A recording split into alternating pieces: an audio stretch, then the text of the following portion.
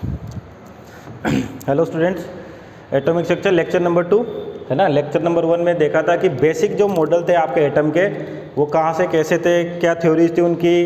Dalton, सबसे पहले Dalton की थ्योरी है। डाल्टन के अकॉर्डिंग क्या होता है कि आपके पास सबसे छोटा एलिमेंट किसी भी ऑब्जेक्ट का क्या होता है, एटम होता है, ठीक है ना। हालांकि एटम से भी छोटे हैं आपके पास प्रोटॉन, न्यूट्रॉन्स, है ना, ये बाद में जाके पता चला। तो डाल्टन के अकॉर्डिंग तो था कि आपके पास जो कोई भी ऑब्जेक्ट हो इस यूनिवर्स के अंदर वो सबसे छोटे एलिमेंट यानी कि मैटर से, एटम से बनके बना होता है, जो क्या होता है इलेक्ट्रिकली न्यूट्रल होता है, ठीक है। फिर उसके बाद आया जे थॉम्सन मॉडल कि उसने क्या कि चार्ज स्फीयर है, उसके अंदर जो नेगेटिव चार्ज है इम्बेडेड होते हैं यानी कि बिखरे हुए होते हैं, तो नेट चार्ज क्या होता है, 0। उसके फेलियर फिर आपके पास अल्फा स्कैटरिंग एक्सपेरिमेंट आया, वहाँ से जो मॉडल मिला या जो रिजल्ट मिले वो काफ़ी इंपॉर्टेंट थे। और उन्हीं रिजल्ट के अकॉर्डिंग ही क्या हुआ, नेक्स्ट क्लासिफिकेशन या नेक्स्ट मॉडल आया किसका, एटम का, है ना। और फेलियर क्या था रदरफोर्ड के, ध्यान रखना, एक तो वो हाइड्रोजन के स्पेक्ट्रम को एक्सप्लेन नहीं कर पाए, दूसरा कि उसके अकॉर्डिंग अगर मान लो कोई भी चार्ज रोटेट करता है तो क्या होता है वो एनर्जी रेडिएट करता है, उसके अकॉर्डिंग आपके पास जो इलेक्ट्रॉन है जो न्यूक्लियस के अराउंड रोटेट करता है, ठीक है, तो वो क्या होना चाहिए, धीरे धीरे धीरे होकर न्यूक्लियस पे गिर जाना चाहिए, पर ऐसा भी नहीं होता। उसके बाद बोर का मॉडल आया, बोर ने जो चीज़ें एक्सप्लेन की जिनको कहा जाता है बोर पोस्टुलेट्स थे, उसके क्या था, फर्स्ट कि जो आपका इलेक्ट्रॉन है स्पेशल ऑर्बिट में ही रोटेट करता है जिसको कहा जाता है स्टेबल ऑर्बिट्स, ठीक है ना। स्टेबल ऑर्बिट या फिर बोलते उनका एंगुलर मोमेंटम क्या होता है आपके पास, इंटीग्रल मल्टीपल ऑफ h/2π। और ये भी कैसे पता चला था कि आपके पास जो स्टैंडिंग वेव की इक्वेशन है उसी थ्योरी से वहाँ पर एंगुलर मोमेंटम फाइंड आउट किया। दूसरा, रोटेशनल के लिए जो काइनेटिक एनर्जी चाहिए, रोटेशनल जो काइनेटिक एनर्जी चाहिए, सॉरी सेंट्रीफ्यूगल एनर्जी चाहिए, वो कौन प्रोवाइड करता था आपके पास, इलेक्ट्रोस्टैटिक फोर्स।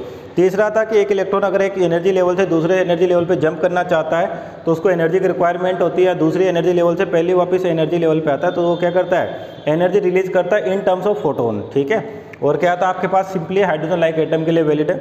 ये इसके फेलियर भी कह सकते हो, लिमिटेशन आप कह सकते हो इसकी बोर मॉडल की कि केवल हाइड्रोजन लाइक एटम्स के लिए ही वैलिड है, मीन्स जिसके आउटर मोस्ट शेल में केवल क्या हो, एक ही इलेक्ट्रॉन हो, ठीक है ना। तो बोर मॉडल को कंटिन्यू करते हैं और रेडियस निकालते हैं। सबसे पहले रेडियस ऑफ ऑर्बिट्स, जो आपके पास ऑर्बिट आए स्टेबल ऑर्बिट, उनकी रेडियस की बात करें तो फर्स्ट इक्वेशन थी आपके पोस्टुलेट से kZe/r², यानी कि आपके पास मान सपोज करिए इलेक्ट्रॉन इसमें रोटेट कर रहा है, यहाँ पर आपके पास न्यूक्लियस चार्ज इसका +Jd और ये डिस्टेंस मान लीजिए आपके पास क्या r है, ठीक है ना।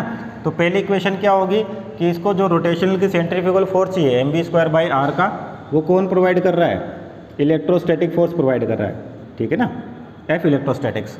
तो पहली इक्वेशन हो जाएगी आपके पास F electrostatics is equal to mv²/r, ठीक है। और इलेक्ट्रोस्टैटिक्स की वैल्यू क्या होती है, k q1 q2/r²।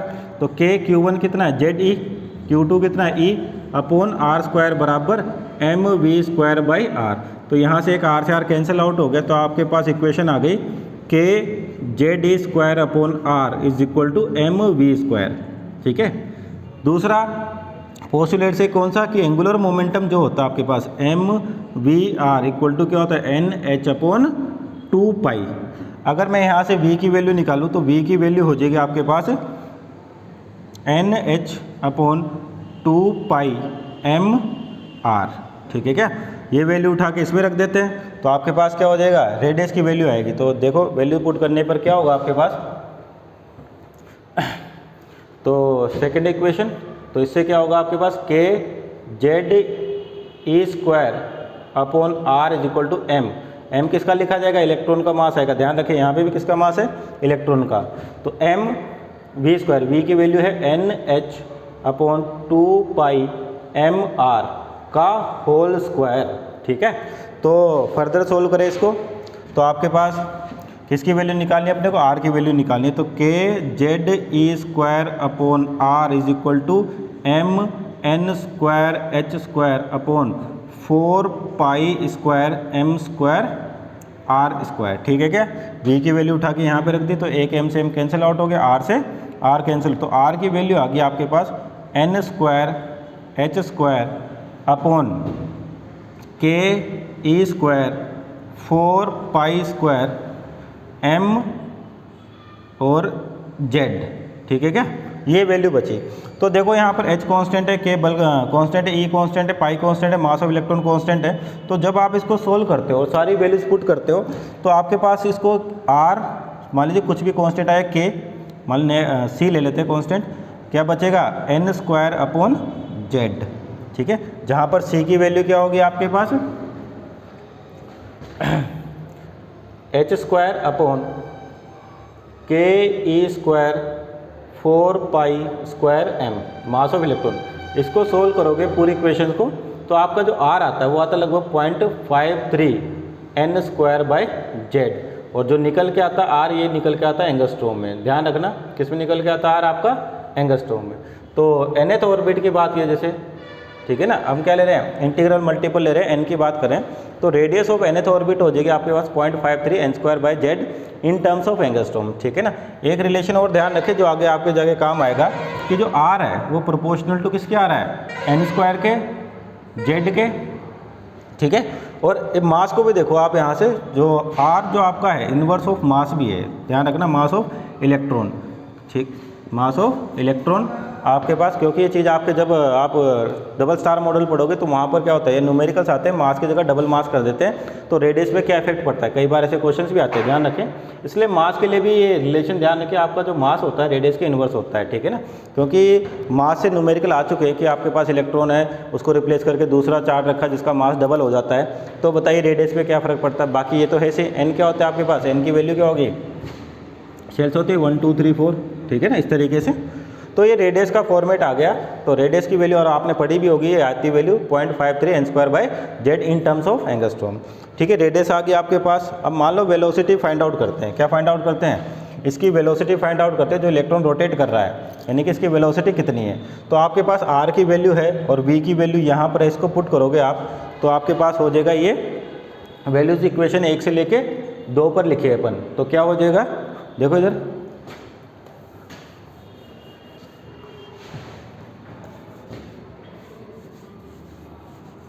ठीक है ना। मान लो वेलोसिटी ऑफ इलेक्ट्रॉन निकालते हैं कि वेलोसिटी ऑफ इलेक्ट्रॉन क्या होगी आपके पास, वेलोसिटी ऑफ इलेक्ट्रॉन, ठीक है। या आपके पास v की वैल्यू क्या है, n, ठीक है, h upon 2 pi m r, r की वैल्यू उठा के यहाँ रखें तो आएगा n h upon 2 pi m into R, R आ रहा है आपके पास n स्क्वायर, ठीक है, h स्क्वायर, और ऊपर चल जाएगा k e square pi square m z, ठीक है। तो v इज इक्वल टू, अब देखो यहाँ से दो चीज़ें कांस्टेंट है उसको हटा देते हैं भाई, आपके पास क्या रखा, एक n से n कैंसिल आउट हो गया, h से h कैंसिल आउट हो गया, ठीक है, एक m से, आपके पास m से m भी गया, ठीक। तो वैल्यूज हो जाएंगे आपके पास, यहाँ से रखें तो v इज इक्वल टू बचेगा k e square pi square z upon 2 पाई, ठीक है ना, और ऊपर भी आपके पास 4 भी होगा, ठीक है ना, तो 2 पाई m, ठीक है, m कैंसिल आउट आपके पास हो गया h और n, ठीक है। तो ये जो चीज़ें अब आपको दिख रही हैं, ठीक, तो ये सारी चीज़ें क्या होगी, कांस्टेंट होगी आपके पास, और इसको सोल्व करोगे जब आप तो v की वैल्यू जितनी वैल्यूज आपके पास पुट करके जो वैल्यूशन आता है वो आता है 2.2 के approx into 10 to power 6 z by n, और ये वेलोसिटी निकल के आती है मीटर पर सेकंड में, ठीक है ना। तो आपको रिजल्ट ध्यान रखना है, या सिंपल कह सकते हो आपकी जो वेलोसिटी है, ठीक है, जो वेलोसिटी आपके पास वो किसके प्रोपोर्शनल होगी, v proportional to z by n के, ठीक है ना। किसी भी nth ऑर्बिट की बात करें तो आपके पास जो वेलोसिटी होगी इलेक्ट्रॉन की वो होगी प्रोपोर्शनल किसके, z बाई n, जहाँ पर z क्या होता है आपके पास इलेक्ट्रॉन नंबर, एटॉमिक नंबर, और n क्या होता है ऑर्बिट्स होते हैं जिनकी वैल्यूज आपको दी होती है, ठीक है। तो वेलोसिटी ऑफ इलेक्ट्रॉन की बात करें तो इस तरह से आपके पास वेलोसिटी आ सकती है, ठीक है। किसी भी ऑर्बिट में अगर आपका इलेक्ट्रॉन है तो उस ऑर्बिट में इलेक्ट्रॉनों की वेलोसिटी इस तरीके से निकाली जाती है अगर आपको एटॉमिक नंबर पता है। तो सेकेंड हो गया आपके पास वेलोसिटी ऑफ इलेक्ट्रॉन, ठीक है। थोड़ा सा देखो अब इसको, मान लो वेलोसिटी आ गई आपके पास, अब एनर्जी की कैलकुलेशन करते हैं कि आपके पास जो ऑर्बिट्स हैं उसमें एनर्जी की वैल्यू क्या होती है, ठीक है।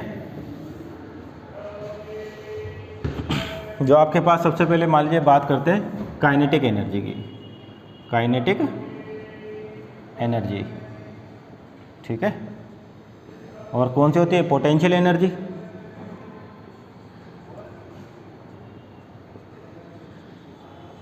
ठीक है। और थर्ड आती है आपके पास टोटल एनर्जी, यानी कि टोटल एनर्जी फाइंड आउट करनी है आपको, ठीक है। तो अब आप वैल्यूज पुट करोगे, देखो इधर तो आपके पास जो काइनेटिक एनर्जी है half M V square, half M V square ये होती है, ठीक है। और आपके पास जो भी इलेक्ट्रोस्टैटिक फोर्स है आपके पास, यानी कि K Z E square by R square is equal to क्या आया था, M V square by R, ठीक है। ये वैल्यू आई थी।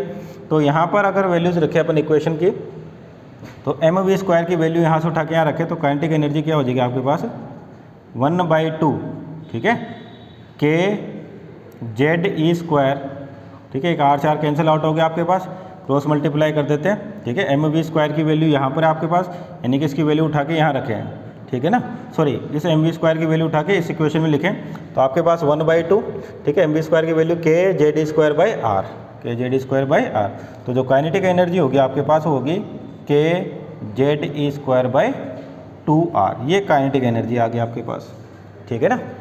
अब काइनेटिक एनर्जी आ गई, पोटेंशियल एनर्जी की बात करते हैं, ठीक है। पोटेंशियल एनर्जी, ठीक है। पोटेंशियल एनर्जी क्या होती है आपके पास, एक तो चार्ज दे रखा है जेड ई न्यूक्लियस और एक इलेक्ट्रॉन है जो इसके अबाउट रोटेट कर रहा है। तो जो पोटेंशियल एनर्जी अगर आपको ध्यान हो दो चार्ज के बीच में होती है के Q1 Q2 बाई आर, क्या होती है के Q1 Q2 बाई आर। तो जो पोटेंशियल एनर्जी आ गई इसकी के Q1 कितना है जेड ई और Q2 कितना है इलेक्ट्रॉन है। तो ध्यान रखना जब पोटेंशियल एनर्जी लिखते हो आप तो उसको साइन के साथ लिखा जाता है। ध्यान होगा आपको ग्रेविटेशन में ही पढ़ते थे अपन -G m1m2 by R square लगते थे, है ना। और उसकी बात करें तो क्या लिखते थे -G m1m2 बाई आर। तो जैसा चार्ज है आपको जो यानी कि पोटेंशियल एनर्जी जो होती है आपके पास जो भी उसका चार्ज है, मतलब जो भी उसका साइन है, पॉजिटिव है तो पॉजिटिव लिखोगे, नेगेटिव है तो नेगेटिव लिखोगे। तो इलेक्ट्रॉन पे चार्ज क्या होता है नेगेटिव, तो ठीक है। तो हो गया के Q1 Q2 बाई आर। तो पोटेंशियल एनर्जी आ गई आपके पास -K Z E square by R, ठीक है, -K Z E square by R.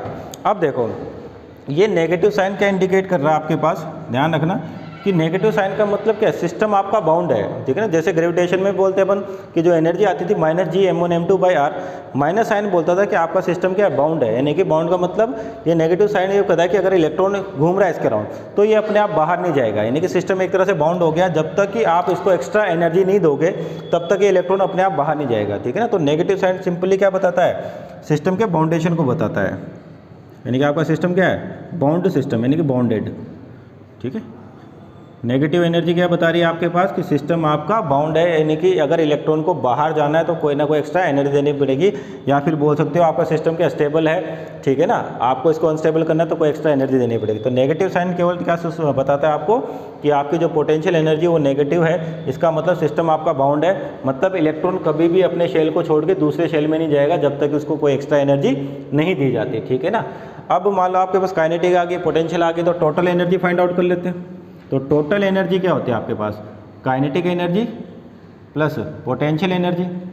तो काइनेटिक कितनी है आपके पास K Z E square by 2r plus, और यह किसके पास है आपके पास माइनस में, तो -K Z E square by R, ठीक है। तो एलसीएम लोगे तो कितना आएगा इसका 2r आएगा, ठीक है। और माइनस करोगे जब आप इसको तो कितना आ जाएगा -के Z E square by 2r, ये आ जाएगा। और यहाँ से भी कह सकते हो कि अगर आपके पास टोटल एनर्जी क्या है नेगेटिव आ रही है, इसका मतलब वापस नेगेटिव साइन, अगर आप बाउंडेशन बताना चाहते हो तो यहाँ से भी कह सकते हो नेगेटिव साइन क्या इंडिकेट करता है कि आपका सिस्टम वापस कैसा बाउंडेड सिस्टम है, ठीक है, बाउंडेड सिस्टम, ठीक है। जैसे ग्रेविटेशन में भी टोटल एनर्जी निकालते थे वो भी क्या आती थी नेगेटिव आती थी, ठीक है। तो आप टोटल एनर्जी से कहो कि टोटल एनर्जी नेगेटिव आ रही है, मतलब आपका सिस्टम क्या है बाउंड है, मीन्स ये इलेक्ट्रॉन और ये जो न्यूक्लियस है दोनों मिलके सिस्टम कैसे हैं बाउंडेड सिस्टम है। जब तक कि आप एनर्जी नहीं दोगे आपका इलेक्ट्रॉन इस शेल को जंप करके दूसरी जगह पर नहीं जाएगा, ठीक है। तो बाउंडेड सिस्टम यानी कि टोटल एनर्जी क्या होगी आपके पास नेगेटिव है। तो इन तीनों के मैग्नीट्यूड की बात करें, जो आपके पास टोटल एनर्जी है और काइनेटिक एनर्जी दोनों की वैल्यू क्या आ रही है सेम, तो यानी कि टोटल एनर्जी का मैग्नीट्यूड इज इक्वल टू क्या है काइनेटिक एनर्जी के मैग्नीट्यूड के बराबर है। लेकिन दोनों ही क्या पोटेंशियल एनर्जी के मैग्नीट्यूड की क्या है हाफ होती हैं, ठीक है ना। क्या इनकी हाफ देख लो, चेक कर लो, यहाँ पर टोटल एनर्जी ये आपके पास और पोटेंशियल एनर्जी ये है और काइनेटिक एनर्जी क्या है ये। तो यानी कि काइनेटिक एनर्जी का मैग्नीट्यूड बराबर तो है टोटल एनर्जी के, पर इसका जो मैग्नीट्यूड है वो पोटेंशियल एनर्जी क्या है, हाफ है।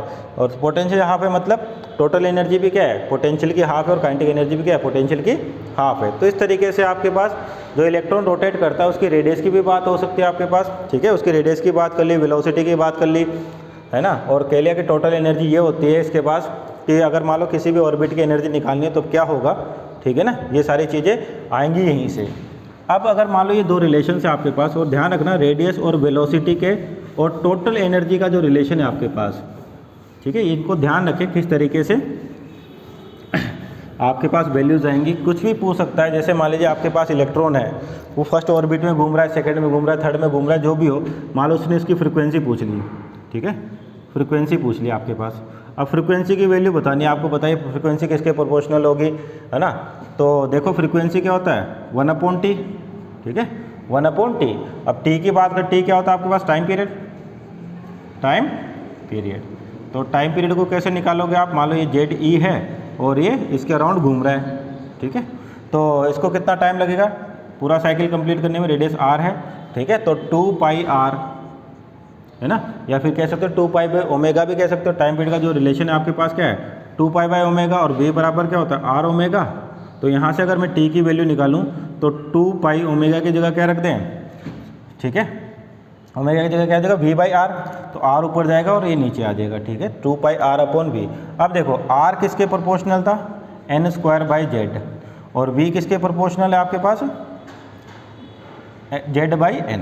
तो t किसके प्रोपोर्शनल हो जाएगा आपके पास, 2π, ये तो कांस्टेंट है, तो r किसके प्रोपोर्शनल है, n²/z के, है ना, और v किसके प्रोपोर्शनल है, अपॉन में v की वैल्यू, तो है ना, z/n, तो क्या होगा, n ऊपर जाएगा और z नीचे आ जाएगा, n/z हो जाएगा, ठीक है ना।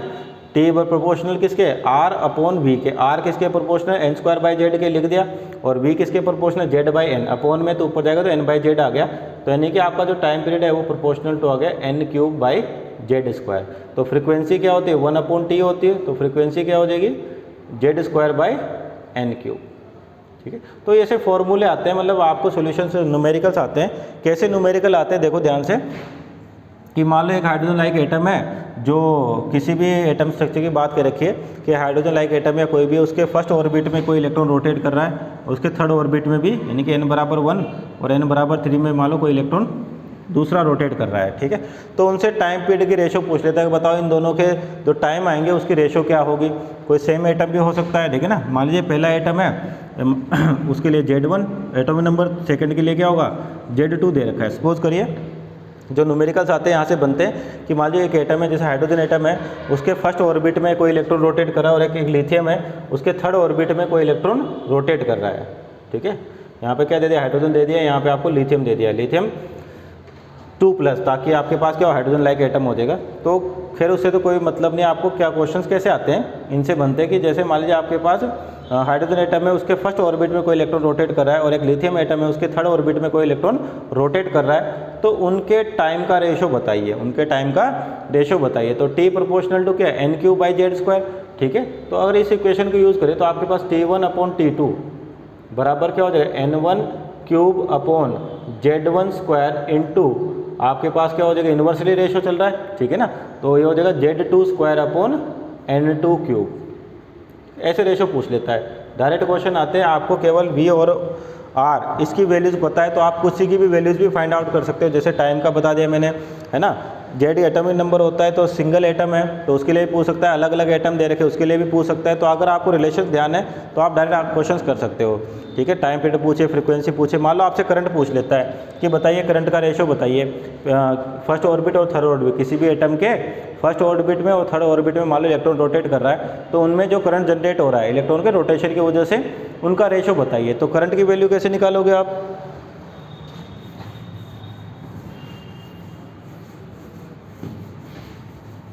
देखो इधर करंट की वैल्यू क्या होती है, I बराबर Q/T, क्या होता है, Q/T। Q क्या आपके पास चार्ज है ना, तो I प्रोपोर्शनल टू 1/T होगा। और जस्ट अभी ये लिखा था आपके पास T किसके प्रोपोर्शनल होता है, n³/z² के। तो यानी कि I प्रोपोर्शनल टू क्या हो जाएगा, T आपके प्रोपोर्शनल था n³/z², तो करंट हो जाएगा Z²/n³, है ना। ठीक है। तो जैसे मैं बोल दूँ सिंपल कि मान लो फर्स्ट ऑर्बिट में, ठीक, और थर्ड ऑर्बिट में है आपके पास, तो बताइए करंट का रेशो बताइए। मान लो एटम है आपके पास ही हाइड्रोजन, ठीक है, ठीक है। तो हाइड्रोजन यानी कि जेड कितना हो गया 1, तो आपके पास I1 अपॉन I2 कितना हो जाएगा simple N2 cube upon N1 cube, यानी कि N2 की वैल्यू कितनी है आपके पास 3, यानी कि 3 का क्यूब डिवाइड बाय 1 का क्यूब, यानी कि 27/1। तो इस तरह से करंट का रेशो पूछ ले आपसे, ठीक है ना। करंट की वैल्यू क्या होती है I बराबर Q/T। मान लो एंगुलर मोमेंटम पूछ ले कि उनके एंगुलर मोमेंटम का रेशो बताओ फर्स्ट ऑर्बिट और थर्ड ऑर्बिट के। तो एंगुलर मोमेंटम क्या होता है mv/r, ठीक है ना। v किसके प्रोपोर्शनल है z/n के, और r किसके प्रोपोर्शनल है n² के। तो आपका जो एंगुलर मोमेंटम होगा वो m तो कांस्टेंट है, same mass, v proportional to z/n यानी कि z/n, ठीक है, प्रोपोर्शनल लगा देते हैं, इनटू r किसके प्रोपोर्शनल n² के। तो यानी कि एंगुलर मोमेंटम किसके प्रोपोर्शनल आ गया आपके, ठीक है, एक n से एक z से z कैंसिल आउट, n से n कैंसिल आउट, यानी कि n, ठीक है। मीन्स एंगुलर मोमेंटम आपका, ठीक है, प्रोपोर्शनल टू क्या आ रहा है n आ रहा है, ठीक है, क्या आ रहा है n आ रहा है ना। वैल्यूज पुट करते जाइए और आपके पास इक्वेशन। तो किसी भी चीज़ के बारे में पूछ सकता है कि बताइए एंगुलर मोमेंटम का रेशो। मैग्नेटिक फील्ड भी आता है, खैर आपने अभी मैग्नेटिक फील्ड नहीं पढ़ा होगा कि जब आपके पास कोई सर्किल में कोई चीज़ रोटेट करती है, चार्ज रोटेट करता है, तो उससे मैग्नेटिक फील्ड जनरेट होता है B बराबर μ0I/2πr, ठीक है। तो कई बार मैग्नेटिक फील्ड का रेशियो भी आ जाता है, जब मैग्नेटिक फील्ड पढ़ेंगे उसमें आ जाएंगे ऐसे न्यूमेरिकल, ठीक है। जब भी आपके पास क्या होता है कोई भी चार्ज सर्किल में रोटेट करता है तो उसकी वजह से जो फील्ड जनरेट होता है, इसकी वजह से पहले करंट जनरेट होगा, उस करंट की वजह से फील्ड जो जनरेट होता है वो होता है μ0I/2πr, ठीक है क्या, ये चीज़ होगी आपके पास, ठीक, सॉरी 2r है ना ये, ठीक है।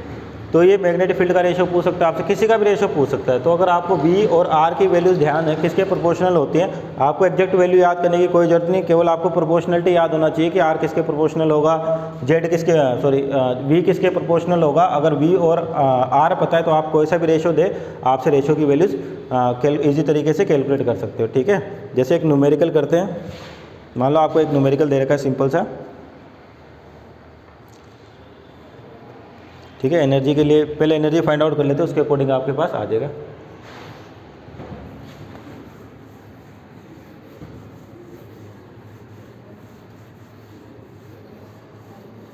ठीक है। बोर का आपके पास कॉन्सेप्ट क्या था कि E2 - E1 यानी कि एक एनर्जी लेवल से दूसरे एनर्जी लेवल पर जाना है, तो उसको या तो फोटोन के बराबर एनर्जी देनी है, अगर वो एनर्जी लेवल से नीचे आता है तो फोटोन के बराबर एनर्जी रिलीज करता है। तो जो एनर्जी आई थी आपके पास वो आई थी -kZe²/r, ये आई थी, ठीक है ना, -kZe²/r, ठीक। तो ये तो आ गई थी किसी की टोटल एनर्जी आपके पास।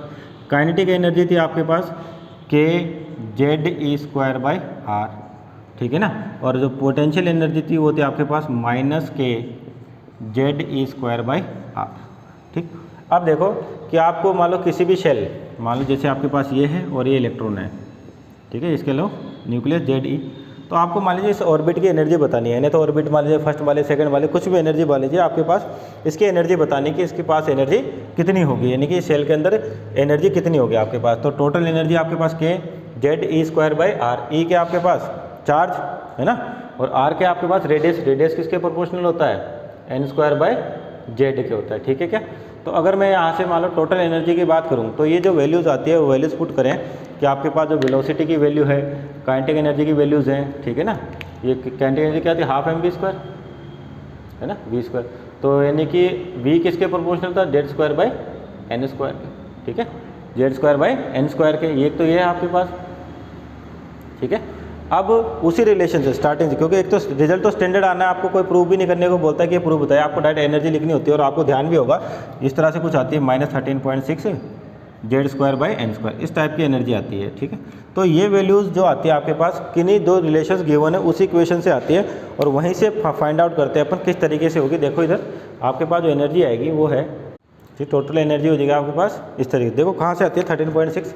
अब देखो आपके पास क्या है, काइनेटिक एनर्जी और टोटल एनर्जी की बात करते हैं kZe²/r। तो आपका जो R प्रोपोर्शनल है वो क्या होता है n²/z, और R की जो वैल्यूज अभी जस्ट अपन ने प्रूव की थी, जो भी वैल्यू निकालती है अगर उसको टोटल एनर्जी में पुट करते हैं, ध्यान रखना वैल्यूज़ आपको रखनी है, तो -kZe² है ना। आर की वैल्यू आपके पास जो भी आई थी वहाँ से, ठीक है, सम कांस्टेंट यानी कि 0.53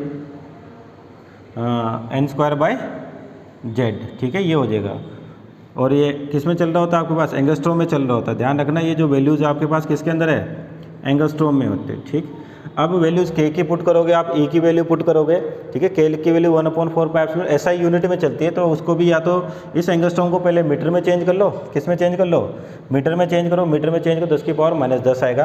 फिर आपको उतना नहीं करना, आपका जो इसको सोल्व करोगे सारी वैल्यूज़ पुट करोगे तो आता है आपके पास -13.6, ठीक है, Z² बाई n², ठीक है, ये आपके n² ऊपर जाएगा तो z, बाकी जो भी वैल्यूज़ है के ई 0.53 n² बाई एंगस्ट्रॉम में, इसको आप किस में करोगे, ऐसा यूनिट में कन्वर्ट करोगे।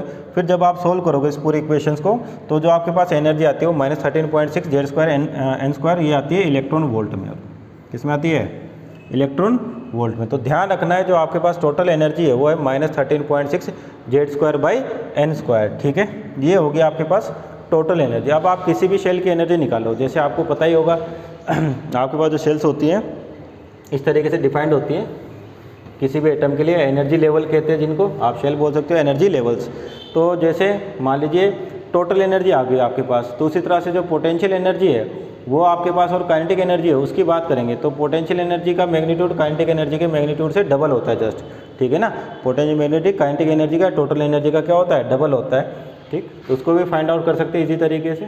मान लो आपके पास इस तरह से एनर्जी लेवल्स हैं, होती तो रियलिटी में तो कैसी है ये, जैसे आपके पास न्यूक्लियस है तो उसके अराउंड ऐसे बनी होती है, ठीक है ना, इस तरह से n = 1, n = 2, n = 3, n = 4, ऐसे एनर्जी लेवल्स होते हैं आपके पास, क्योंकि सर्कुलर होता है, ठीक है। यहाँ पर अपन इसको फ्लैट बना देते हैं, चाहे तो आप इसको K, L, M, N ऐसे शेल्स बोलते हो, ठीक है। अप टू कहाँ चलती रहती है, इनफाइनाइट तक चलती रहती है। तो अपन क्या है, इन जो लेवल्स आ रही है इनको एनर्जी लेवल कहा जाता है। इन लेवल्स की एनर्जी को यहाँ से बता सकते हैं कि इस लेवल के पास अगर मान लीजिए शेल पहला है तो उसके पास कितनी एनर्जी, दूसरे के पास कितनी होगी, तीसरे के पास कितनी होगी, चौथे के पास अप टू इनफाइनाइट शेल्स के पास कितनी एनर्जी होगी। तो देखो यहाँ पर एनर्जी लेवल डायग्राम बना इनका, ठीक है, एनर्जी लेवल डायग्राम। तो एनर्जी लेवल डायग्राम देखे टोटल का, काइनेटिक का, होती तो सर्कुलर है और अपन क्या बना रहे हैं, इसको फ्लैट बना रहे हैं। ध्यान सुनना, मान लीजिए आपके पास ये पहली शेल होगी n = 1 की, है ना, ये हो गया n = 2, n = 3 और n = 4 up to n = infinite, इस तरीके से, ठीक है। तो यहाँ पर मालूम है इसकी एनर्जी लिखना चाहता हूँ, टोटल एनर्जी क्या फॉर्मूला है, -13.6 Z² बाई n²। पहले के लिए जो n की वैल्यू होगी 1 होगी तो आपके पास इसकी एनर्जी आएगी -13.6 Z²। अगर हाइड्रोजन एटम के लिए लेना चाहते हैं तो -13.6 इलेक्ट्रॉन वोल्ट। ध्यान रखना ये वैल्यूज किस में चल रही होंगी आपके पास, इलेक्ट्रॉन वोल्ट में। दूसरे में जाते हैं अपन तो दूसरे के लिए n की वैल्यू कितनी है, 2 का स्क्वायर यानी कि 4, तो ये आ जाएगा आपके पास 4 से डिवाइड करोगे इसको लगभग तो 13.6 / 4, तो ये आ जाएगा आपके पास, ठीक है, 3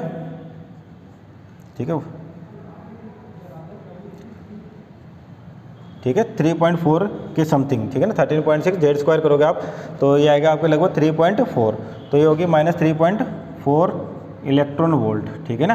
अब उसी तरह से आप नेक्स्ट की बात करोगे तो 13.6 को किससे डिवाइड कर दो, n बराबर कितना हो जाएगा, तीसरे के लिए 3 हो जाएगा, यानी कि 13.6 को किससे डिवाइड करोगे आप, अगर हाइड्रोजन एटम लिख रहे हैं तो ध्यान रखना Z की वैल्यू 1 रख के, इसलिए 3.4 आपके पास आई, ठीक।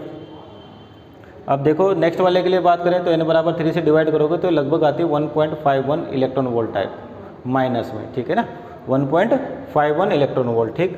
अब आपके पास नेक्स्ट और डिवाइड करोगे इसको किससे, 4, n = 4, तो यानी कि n का स्क्वायर 16 से डिवाइड करोगे तो आपके पास वैल्यूज पॉइंट समथिंग चलती रहेगी। तो इसी तरह से अपन क्या करते हैं, एनर्जी लेवल्स क्या करते रहते हैं, एनर्जी लेवल के अकॉर्डिंग हर एक शेल की एनर्जी बता सकते हैं। आपको n की वैल्यूज़ पता होती है, जैसे जैसे n की वैल्यूज़ पुट करोगे इस फॉर्मूले के अंदर आपके पास हर एनर्जी लेवल की टोटल एनर्जी आ जाएगी।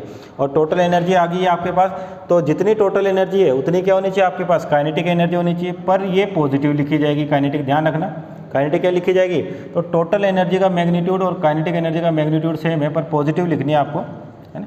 अब पोटेंशियल एनर्जी की बात करें, पोटेंशियल जस्ट क्या होती है, इसकी डबल होती है आपके पास, यानी कि जो पोटेंशियल एनर्जी होगी 13.6 को 2 से मल्टीप्लाई, हर एक को क्या कर दो 2 से मल्टीप्लाई करते जाओ तो आपके पास पोटेंशियल एनर्जी भी आ गई, ठीक है ना। तो ये शेल्स होती है, n = 1 पे कितनी एनर्जी होगी, n = 2 पर। अब देखो जैसे -13.6 ऊपर की ओर जा रहे हो तो आपके पास क्या हो, एनर्जी जैसे नेगेटिव का क्या बता रहे, सिस्टम ज़्यादा बाउंड है, यानी कि इस वाले सिस्टम से, यानी कि इस वाले शेल से अगर आपको इलेक्ट्रॉन को बाहर निकालना है तो ज़्यादा एनर्जी देनी पड़ेगी। क्यों? क्योंकि ज़्यादा ही बाउंड है आपके पास। जैसे जैसे ऊपर जाओगे बाउंडेशन कम होता रहता है, यानी कि इलेक्ट्रॉन ईजी तरीके से बाहर आने लगता है। तो जो ग्राउंड शेल है इसको कहा जाता है, ग्राउंड शेल कहा जाता है। ठीक है, जब एनर्जी लेवल्स की ओर बात करेंगे तो उसके बारे में भी चर्चा करेंगे। ग्राउंड शेल क्या जाता है, ग्राउंड लेवल कहा जाता है, ध्यान रखें, है ना। तो जो ग्राउंड लेवल है, यानी कि यहाँ पर जो एनर्जी आपके पास टोटल है -13.6, यानी कि यहाँ से इलेक्ट्रॉन को रिलीज करना है तो आपको ज़्यादा एनर्जी देनी पड़ेगी। यानी कि सबसे ज़्यादा एनर्जी कहाँ पर रिक्वायर्ड है, जो आपके पास पहला शेल होता है। ठीक है, जैसे जैसे आप ऊपर जाओगे एनर्जी की वैल्यूज़ क्या होती है, कम होती जा रही है आपके पास, यानी कि सिस्टम कम बाउंड हो रहा है, तो वहाँ से चार्ज को बाहर निकालना ईजी होता है। ठीक है, तो आज के लिए केवल इतना ही एनर्जी के बारे में। ठीक है, एनर्जी से कल कंटिन्यू करेंगे, इन शेल्स के बारे में और डिस्कस करेंगे कि इलेक्ट्रॉन्स को कहाँ से कहाँ, और जैसे बोर का पोस्टुलेट होता है कि यहाँ से यहाँ जंप करेगा तो एनर्जी चाहिए, यहाँ से यहाँ जंप करेगा तो एनर्जी रिलीज करेगा फोटोन की एनर्जी के बराबर। ठीक है ना, यहाँ से यहाँ जाना है तो एनर्जी देनी पड़ेगी आपको, और यहाँ से यहाँ जंप करेगा तो एनर्जी रिलीज करता है। ठीक है ना, तो इन सारी चीज़ों को कल डिस्कस करते हैं। तो आज ये बेसिक पैरामीटर्स हैं, बेसिक क्वेश्चन थे एनर्जी की, रेडियस की, वेलोसिटी की, और मान लो आपसे कोई भी पूछ ले, फ्रीक्वेंसी का रेशो पूछ ले, है ना, करंट का रेशो पूछ ले, टाइम का रेशो पूछ ले, सेम एटम के लिए भी हो सकता है, डिफरेंट एटम के लिए भी हो सकता है। तो आपको प्रोपोर्शनलिटी ध्यान रखनी कि रेडियस किसके प्रोपोर्शनल होती है, टाइम किसके प्रोपोर्शनल होता है, एनर्जी किसके प्रोपोर्शनल होती है। ठीक है स्टूडेंट्स, तो इतना ही आज के लिए, थैंक यू।